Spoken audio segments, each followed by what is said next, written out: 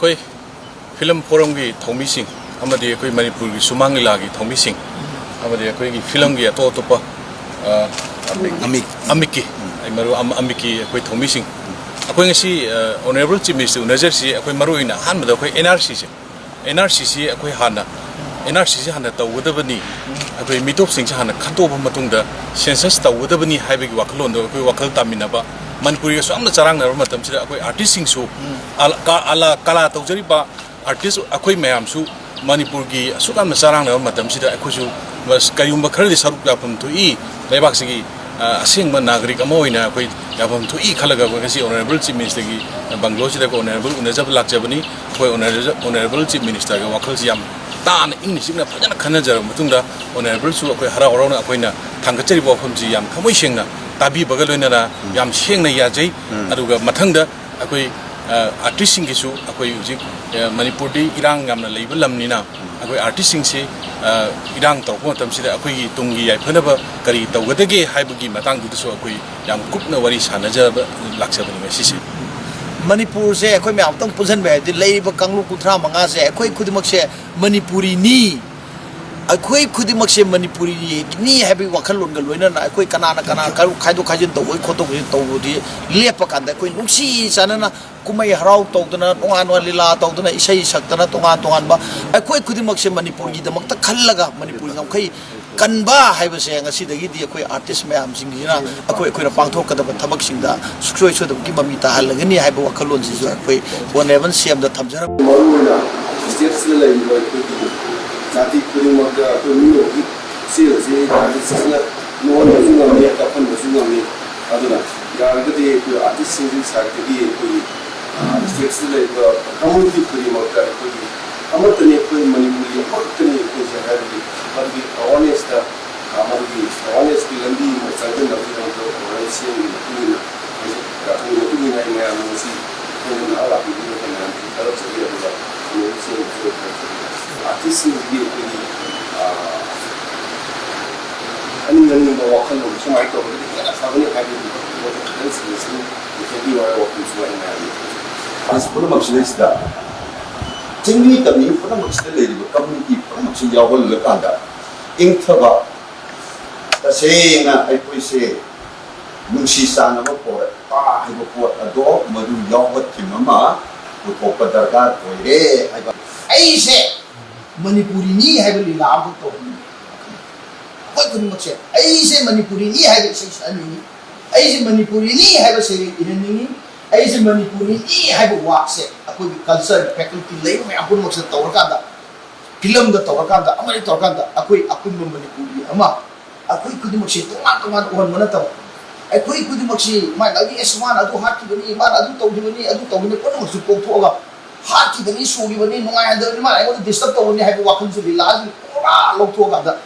nuksi narki bagi sabi narki bagi thani narki bagi akoi message narki bagi pi wani narki bagi adagi di sing bagi sakau mitra da sai sakau mitra yaw lu ko se tangkhayam sing de yaw re kada thabi go ru adagi hajang go ru adagi kai mai da so go ru di mangra so jo ko sai le adu urka da sing de nu share kane ba ko festival ji urka akoi artist me ampun director writer laiba performer laiba me ampun mochi ko sa an kunsun dinar ka da akoi manipur ji kal si ko manipur di ngam kai ji kai da to hona ba di ama tangai na paradi ama tangai na hidak ti kai no hai ba da ai koi le ba kam ku cha ma se ai koi khudimak se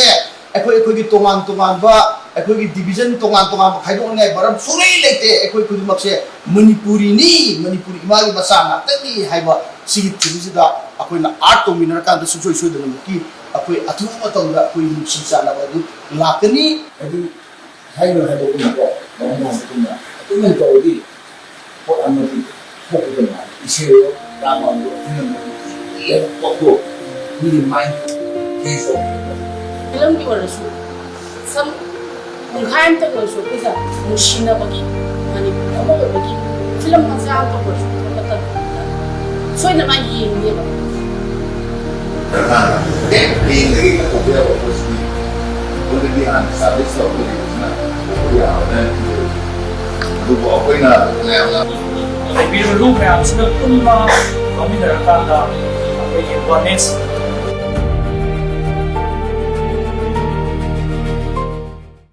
conflict sih community ani lagi ani suara aduna soal sudah ada yang dilari dan dia jadi ayo pun nama serakah lain dari ni lagi dua nama kita laga big brother big sister ke role tu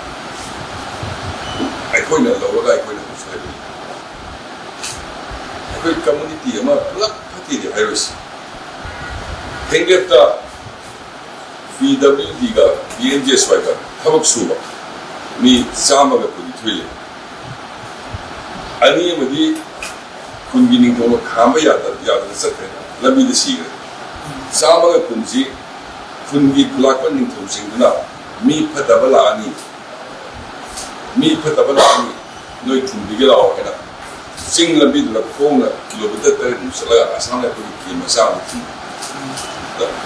maduda maite isama ga kun kalaiba kuki gi kano du ai phat yai ro ding am desine asam la ko ki du mi kun ka ger kun du ga sama ni kun mi ni sama lo ni ko then ekta akan ba betam di irang ni na thoga jaba